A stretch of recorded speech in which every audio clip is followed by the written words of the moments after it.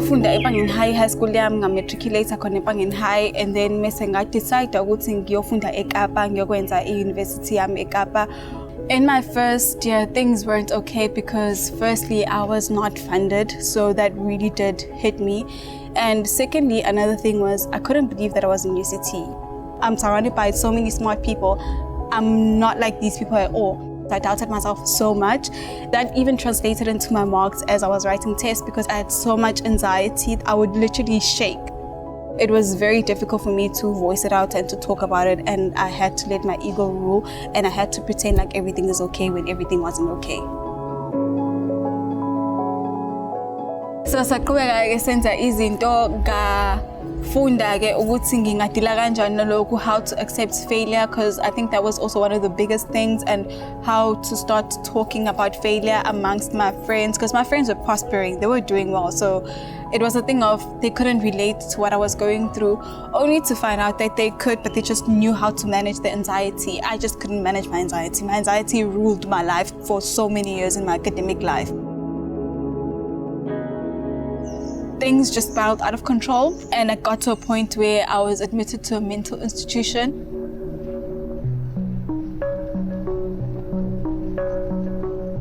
It was exam season. I was like, how am I going to do this? I don't know. I've had to fight so many times in my life. I can't give up now. So now I'm here studying for my exams, and I'm also attending therapy sessions with a psychologist and a psychiatrist 2 times a day.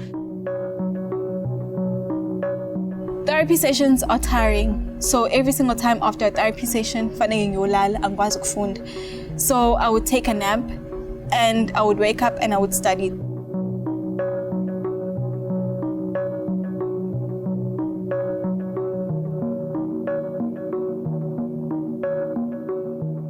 Fast forward to after getting all the help, taking all the medication, antidepressants, started meditating, started taking care of my mental health, cultivating my circles, protecting my peace. I got my results for those exams at the end of the year, and those were one of the best results I'd ever gotten in my undergrad. Immediately after getting the results, I cried and I emailed my psychologist, and I was like, you changed my life, you changed my mentality.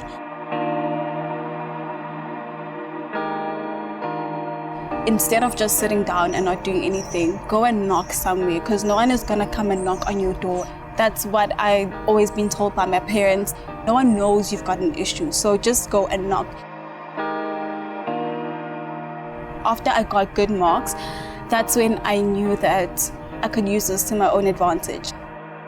Being financially excluded meant that I had to fight and look for help somewhere else. So I started applying, and I got into the interview, passed the interview, got the funding, and they paid for everything. Fast forward, I'm graduating with my PGDA in March 2022. It's such an exciting experience for me because I know how hard I worked during the year to acquire this degree. I had to make a lot of sacrifices. I didn't cry as much, but I just had to keep a positive mindset throughout the whole year, and it made me so happy to see that everything paid off.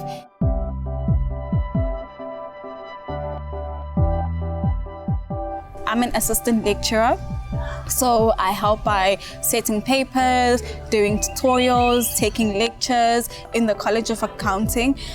This position to me honestly feels like a calling. Before class, we talk about current affairs, we talk about issues such as mental health. So she connects to us as students before we get to content. And during content, she asks many questions, and we are also able to ask her many questions, even outside the scope of what we are doing.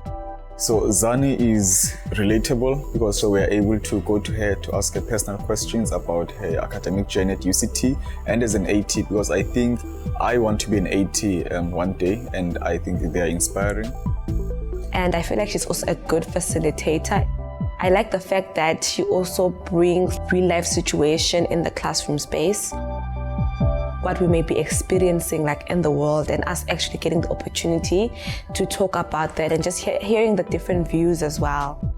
She's cool about talking to the students about any other aspects of the life besides academics. I've had students now who are at their breaking points, and my advice to them, just take care of your mental health first. You probably won't be able to get the marks you want to get. You won't be able to go where you want to go. So the best thing you could do is just to take some time off and understand that the institution does have some support for students. There is a lot of support in terms of your lecturers. You can always talk to someone because they can direct them to the correct people. If not, the staff can always give them the correct advice. Stay resilient. Cry if they need to cry, speak up if they need to speak up, but at the end of it all, they just need to move forward. Life does go on.